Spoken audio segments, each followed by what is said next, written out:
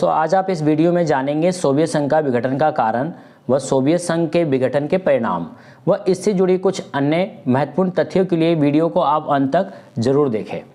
दोस्तों नमस्कार, मैं उदय आप सभी का आपके अपने यूट्यूब चैनल प्रोमिनेंट क्लासेस पर स्वागत करता हूं। यदि आप इस चैनल पर नए हैं तो इसे सब्सक्राइब कर लें, साथ ही साथ बेल आइकन को भी प्रेस कर लें ताकि मेरी वीडियो की आने वाली नोटिफिकेशन आपको टाइम टू टाइम मिलती रहे। दोस्तों आइए हम अपने टॉपिक को शुरू करते हैं। दोस्तों हमारा जो पहला टॉपिक है वो ये है सोवियत संघ का विघटन। आखिर सोवियत संघ का विघटन कैसे हुआ? दोस्तों जो सोवियत संघ था वो 15 गणतांत्रिक गुटों का एक समूह था, यानी 15 गणराज्यों से मिलकर बना हुआ था।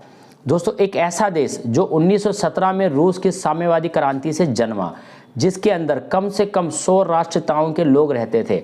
एक ऐसा साम्राज्य जिसने हिटलर को भी परास्त किया, जिसने अमेरिका के साथ शीत युद्ध किया और परमाणु होड़ में हिस्सा लिया।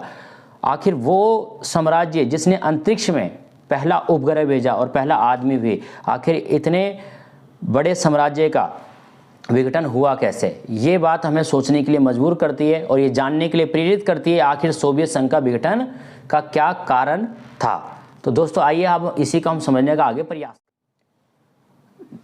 दोस्तों निकिता खुर्चेव के बाद अगले राष्ट्रपति के तौर पे 1990 में मिखाइल गोर्बाचेव ने सोवियत संघ में सुधार की कोशिश की, पर उनके जो प्रयास थे वो पूरी तरह से असफल रहे।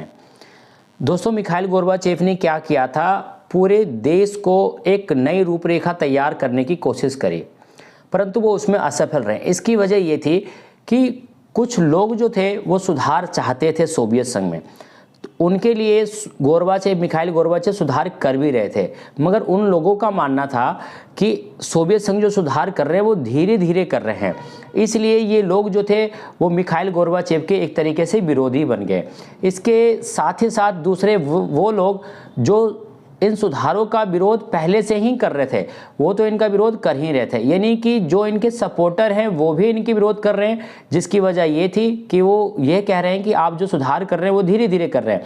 दूसरी तरफ इनके जो अगेंस्ट पहले से खड़े थे वो तो अभी भी उसी तरीके से इनका विरोध कर ही रहे हैं। कुल मिला के मिखाइल गोर्बाचेव को कहीं से भी समर्थन नहीं मिला। मतलब कि ये कि मिखाइल गोर्बाचेव ने जो सुधार के प्रयास किए उनको कहीं से भी समर्थन नहीं मिला, ना तो उनको सपोर्टरों से मिला ना तो विरोधियों से। कुल मिला के दोस्तों वो बीच में फंस गए और फाइनली क्या हुआ, उन्हें इस्तीफा देना पड़ गया सोवियत संघ से, जिसकी वजह से क्या हुआ, सोवियत संघ के विघटन का रास्ता साफ हो गया। जिसके कुछ अन्य महत्वपूर्ण कारण भी थे, तो आइए हम उन पॉइंट्स की बात करते हैं जिसकी वजह से सोवियत संघ का विघटन हुआ।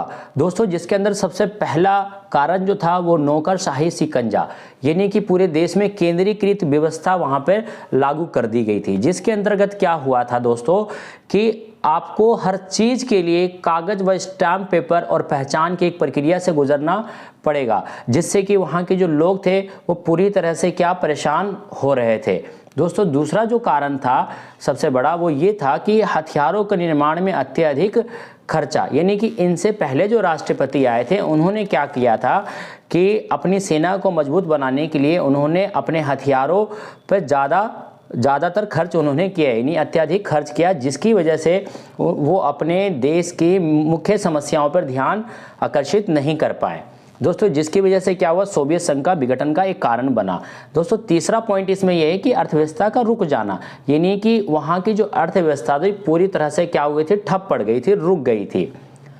मिखाइल गोर्बाचेव ने जो सुधार करने की कोशिश करी थी, जिसकी वजह से लोगों के मन में आज़ादी की एक भावना पैदा हो गई और यह भी एक बड़ा कारण बना सोवियत संघ के विघटन का।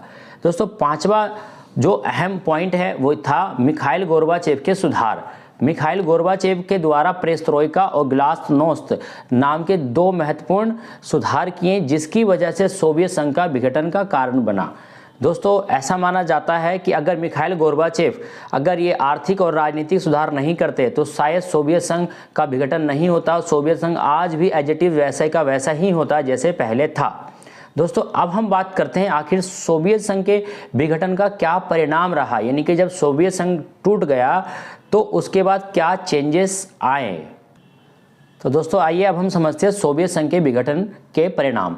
दोस्तों जब सोवियत संघ का विघटन हुआ तो उसका सबसे पहला परिणाम ये हुआ कि शीत युद्ध की समाप्ति हो गई। क्या होगी दोस्तों?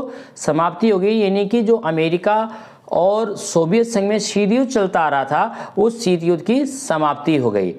दूसरा और सबसे इम्पोर्टेंट विघटन का परिणाम ये रहा कि अब पूरे विश्व स्तर पर अमेरिकी वर्चस्व की शुरुआत हो गई, यानी कि अब सोवियत संघ का तो विघटन हो गया, तो अब पूरे विश्व में एक ही देश रहा, वो कौन था दोस्तों? अमेरिका।